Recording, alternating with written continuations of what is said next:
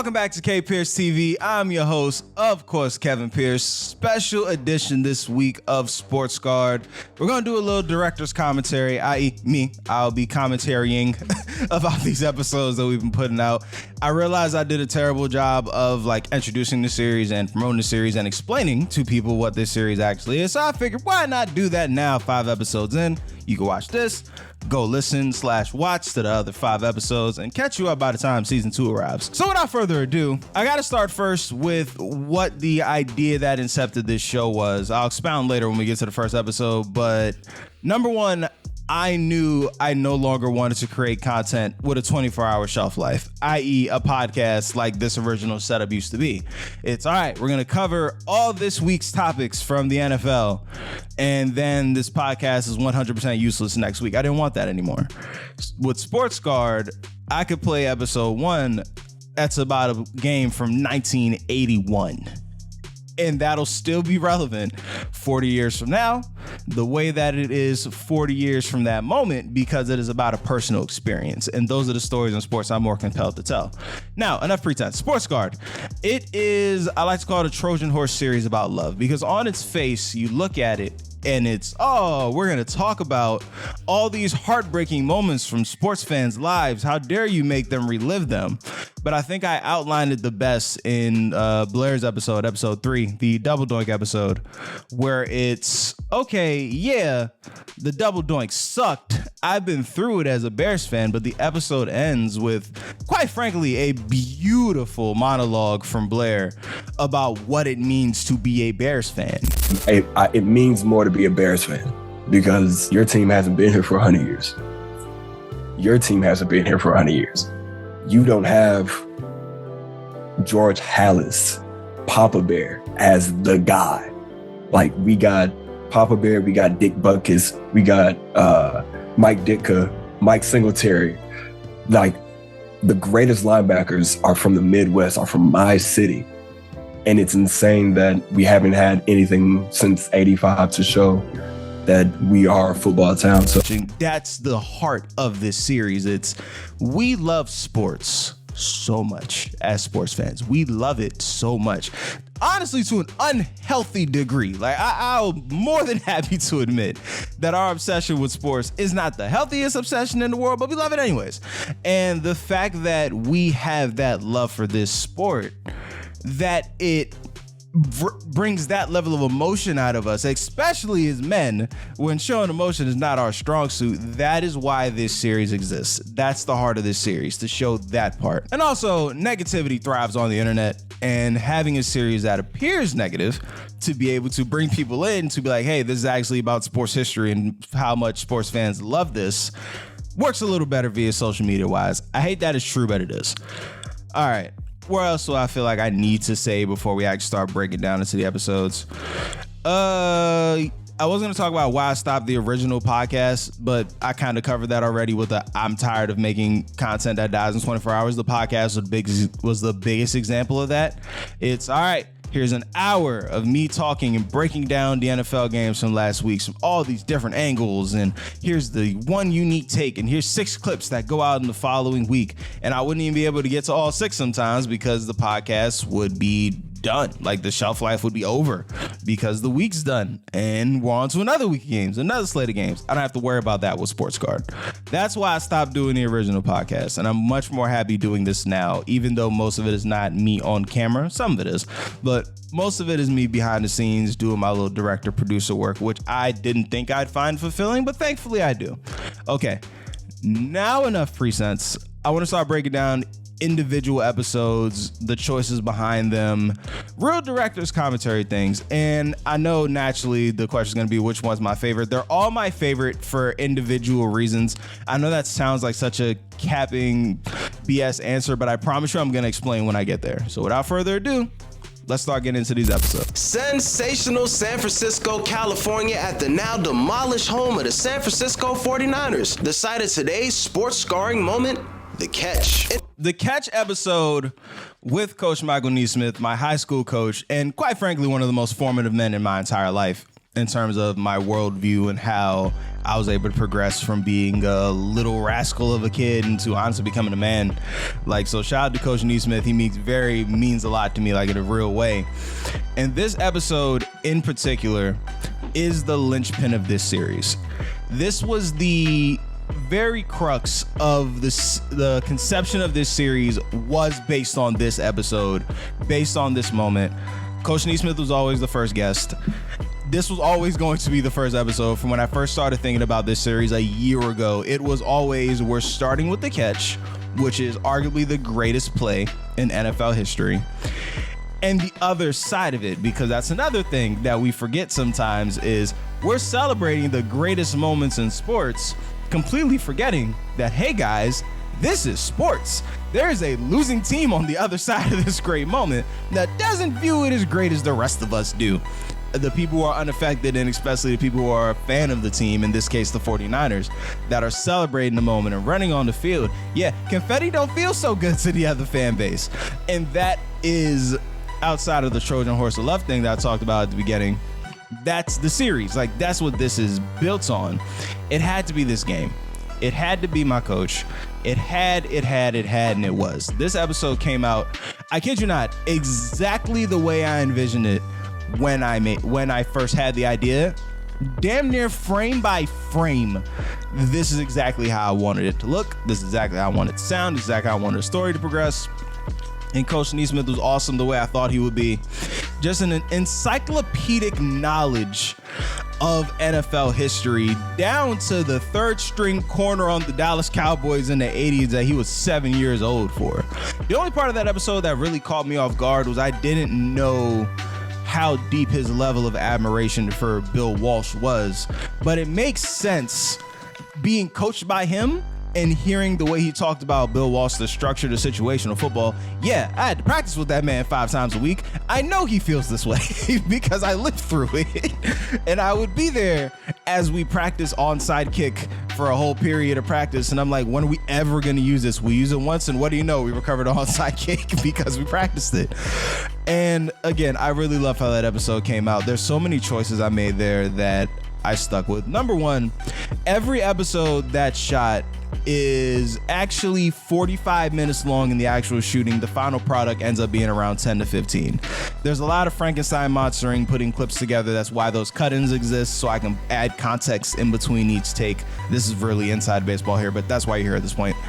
And with that, structuring, I cannot speak this morning, Jesus. Structuring it narratively presented a little bit of a challenge for everybody. Not just Coach Neesmith, for everyone, especially we're going to get into it a lot more with the next episode we talk about, but it worked. It all worked. I'm so happy this exists. My favorite moment of this episode by far is the play-by-play of the touchdown to Dwight Clark before the catch, where I put Coach Neesmith at the bottom right of the screen and he does the little as Joe Montana's doing the little that gets a laugh out of me every single time, as if I'm not the one who edited it and saw it in real time as I was shooting it and everything. Like, I love that part so much. So shout out to Coach Neesmith, shout out to Dwight Clark, rest in peace, shout out to Joe Montana, shout out to Bill Walsh, also rest in peace. And yeah, I'm so happy the catch episode worked out that well. I don't think the rest of the episodes would have worked out if that one wasn't good. And that's the one I get the most comments in real life about. So I'm very happy that that worked. Fantastic. Foxborough, Massachusetts, at the house that Brady and Belichick built, Gillette Stadium, which also sits today's sports scarring moment, the Billy Cundiff game. All right, so the Billy Cundiff episode, shout mo to Brother Lemon. This one is my favorite because it's the one that I'm involved in the story. It's the only episode that I am an active character in the story for now, until I do something else we got planned later down the line. Like this one, I am a character. I'm watching this game with my brother, and I remember this day so vividly that I always knew this had to be an episode for all my Ravens fans who I'm going to ask to be a part of this series and have already asked me to be a part of this series. Every one of them wanted to do the Billy Cundiff game, but I always told them, hey guys, My older brother's doing it, and everyone respected that, which I thank you for. And outside of the fact that my older brother who's my favorite human on the planet, I'm in the story. I don't have that experience with anyone else but my older brother, which is what makes it awesome. And the thing that really came from this was it changed my interview style altogether, as opposed to sit back, ask the question, let guests answer. You realize that everyone's not a performer in the same way that I am, or anyone on any content creator is really. Like, we're all performers to different extents. Most people are just regular people who enjoy talking about sports. And my brother is not a performer. He's a chef. So the first time we tried to do this episode, it didn't turn out well because I tried to do it from I'm interviewing a performer perspective. And after that, I realized that the interview style had to be, hey, you're just talking ball with your friend Kevin. I will worry about everything else. You just talk ball. I'll slip the questions in throughout the scope of the conversation, but we're just talking ball right now. Worry about everything else later. And that, I think, worked out for the better for all the episodes. My favorite moment from this episode in particular is my favorite moment from the memory in real life, is my brother punching the wall part. I still don't know if my mother made it that far in the video and actually saw that part. When she was watching it with me, something happened. She just so happened to get called out the room like 2 seconds before that part came on. I was going to pause it till I realized where in the video we were.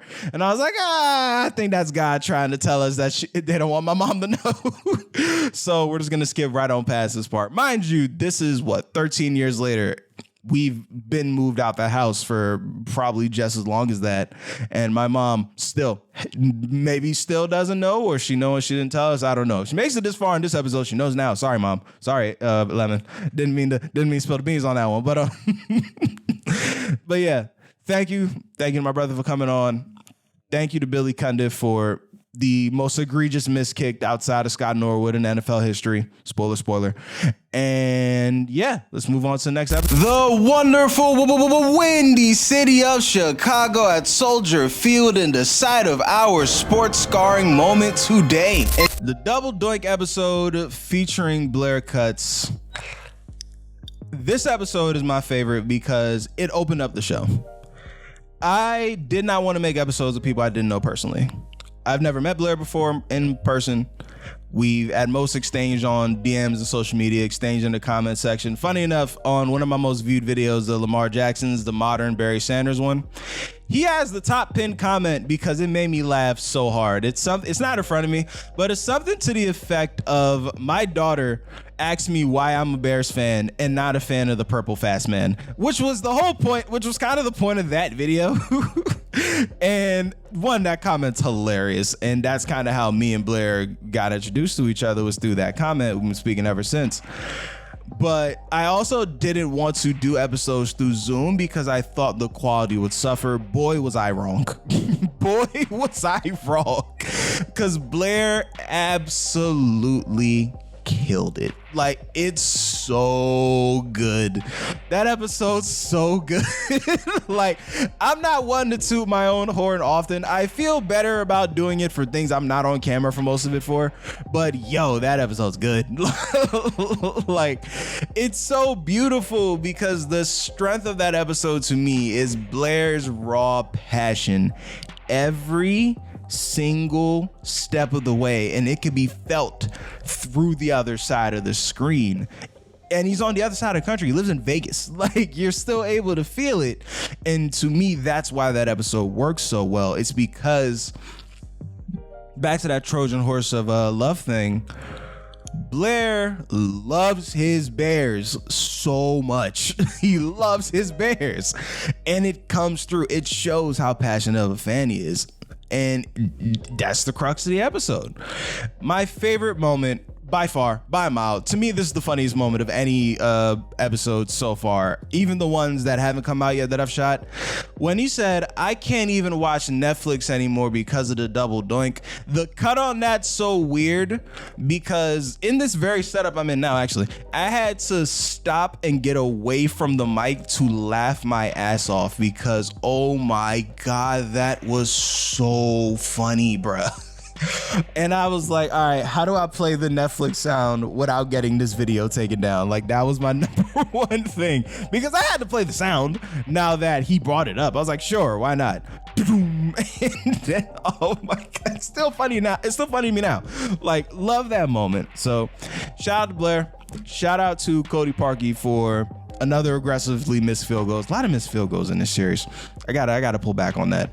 Either that or like no kicker ever is gonna want to meet me, because honestly this series could be 90% missed kicks and it'll work just the same. From the fabled old Foxborough Stadium, home of the pre-dynasty New England Patriots and the site of our sports scarring moment today, the Tuck Rule game. Rule game featuring my brother Devon Hightower. Devon's my college roommate and also another one of my favorite humans in the world.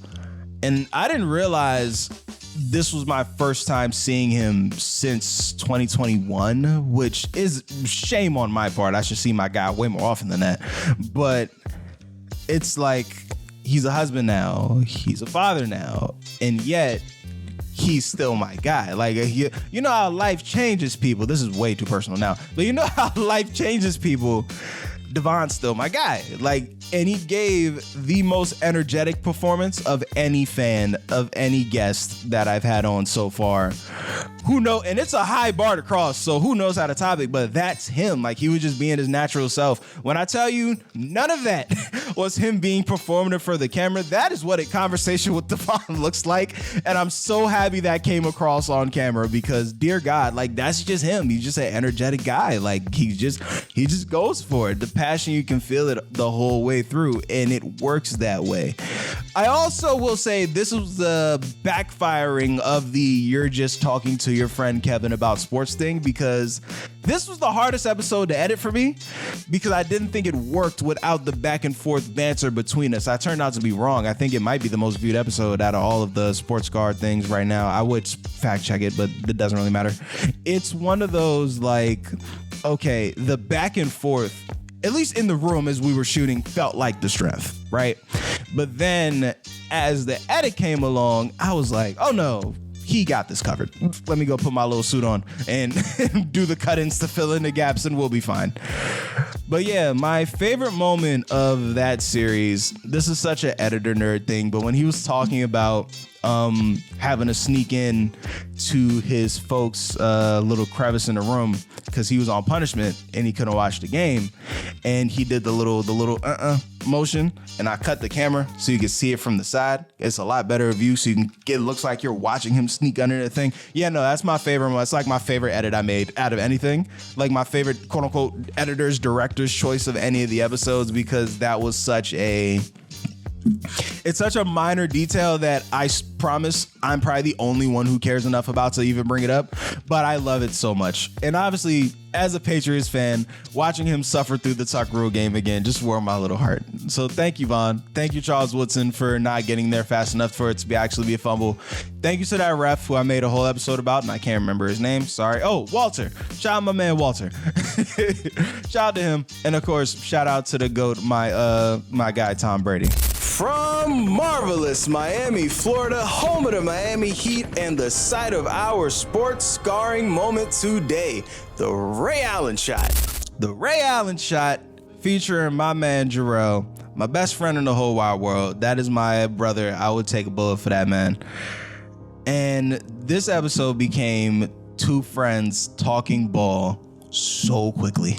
Like, to the point where I forgot to do the whole, hey, make the guests say their name and the game they're talking about, because he literally sat in the chair and we just got to kicking it and I had my questions and I was like, oh, okay, I guess we're going now. And it kind of just turned into that so fast, because my guy, like, we talk about sports all the damn time, and it just kind of turned into that, and it came off on screen.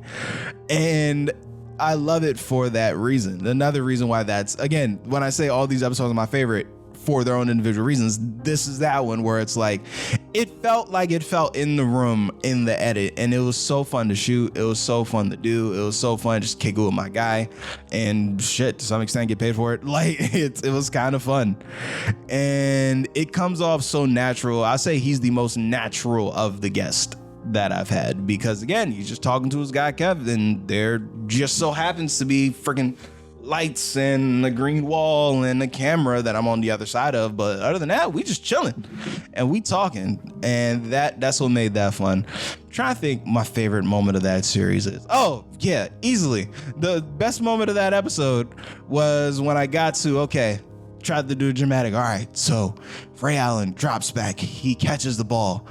When he releases it, what's your first thought? He just goes, swish. And bro, we laughed so hard. I thought about cutting that part out. I was like, I can't. It's too good.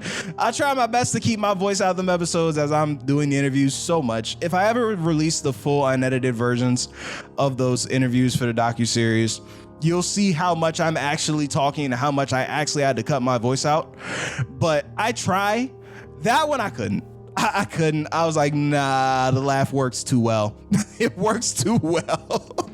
And it fits, because what else are you supposed to think, bro? Because like, it's Ray Allen. Of course it's going in. Like, and it worked so well. And I'm so happy it worked so well. I feel like a lot of this is me tooting my own horn. But yeah, this is kind of the point. I think this series is awesome. Not even just because I made it. This is something that I would watch if I wasn't the one who made it. This series is great. And I think everyone should watch. So the future of this series as we go on. Yes, this is going to continue. I'm going to do season 3 has already been shot for... How many episodes of season 3 that I've shot so far? I think as I'm sitting here right now, 3.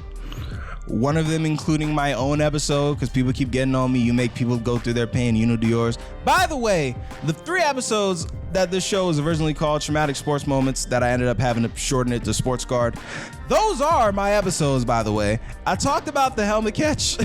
I talked about Steph Curry in 2022 finals. I talked about LeBron in 2016. What more do y'all want from me? Damn it. Like, how much more of my pain do I have to live through to satisfy you people? But another episode is coming, and I'm not going to spoil it, but when the episode drops, you're going to be like, oh, duh. Of course that's one. But, yeah, and it showed back to Blair's episode expanding this series, I'm able to be like, all right, maybe I can reach out to some influencers that aren't in Maryland, some content creators I enjoy, and be like, hey, you're a such and such fan and you're of this age. I know you remember this moment. Come on and talk about it. And I can't wait to get into that. I think it's going to be, I'm so excited. Like, I haven't been this excited about something I've been making for quite some time. Like, I didn't even have my coffee before this episode, and I'm just like fueled by raw passion and ambition. That sounds so corny, but you get my fucking point. Like, I'm so excited for the way this series is turning out, for the way it will continue to turn out, and the way it will continue to grow. So I think that about wraps up the director's commentary. Next week will be a traditional episode of another very large, very seismic shifting sports moment that I think everyone was affected by to a certain degree, but this first person perspective I think is a unique. For K Pearce TV, I've been Kevin Pearce. Thank you so much for listening, and we'll catch y'all next week.